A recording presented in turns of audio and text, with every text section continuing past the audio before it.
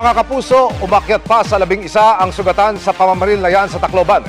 Tukoy na ng pulisya kung kanino ang mga armas na ginamit ng mga estudyanteng namaril. Ang isa sa kanila, kinuha ang baril ng tiyahin niyang pulis. Nakatutok si Darlene Kai.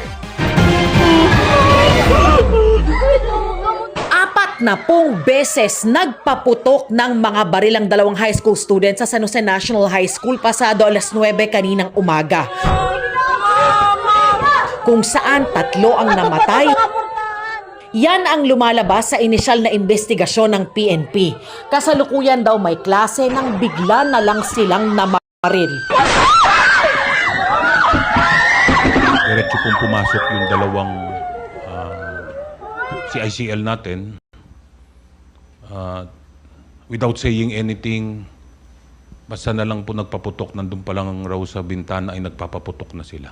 Ang dalawang estudyanteng suspect, hawak na ngayon ng pulisya. We have taken custody of the 2 CICL suspects. An alias Rod, 15 years old, also a student of the same school, and alias Nash, 14 years old, also of the same school.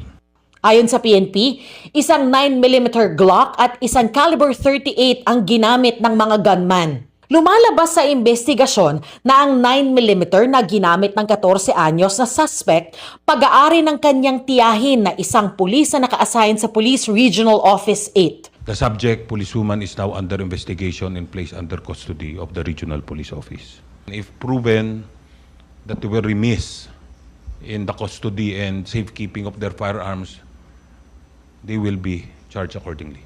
Ang kalibre 38 naman na baril na ginamit ng 15 anyos na suspect na trace ng PNP na nakarehistro sa isang security agency sa Cebu City. Inaalam daw ng PNP kung kanino mismong guard naka-issue ang baril. Bullying daw ang tinitignang motibo ng pulisya sa pamamaril.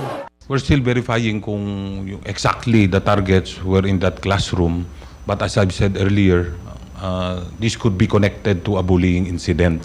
Kasama rin sa investigasyon ng pulisya ay kung may nagawa ba ang school authorities dahil dati na palang nagpo-post sa social media ng mga violenteng video at video ng pagpapaputok ng baril ang isa sa mga namaril. Ito ay very obviously red flags.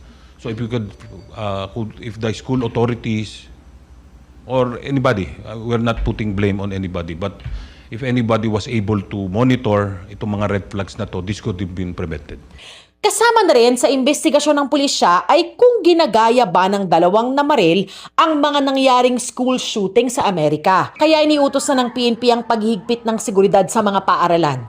That is why one of the interventions that I mentioned earlier in our earlier press conference is to limit the exit and entrances of all schools to better control yung pong ingress at egress ng ating mga estudyante. We are really alarmed and we are doing everything that we can para po matuldukan na itong mga ganitong instances.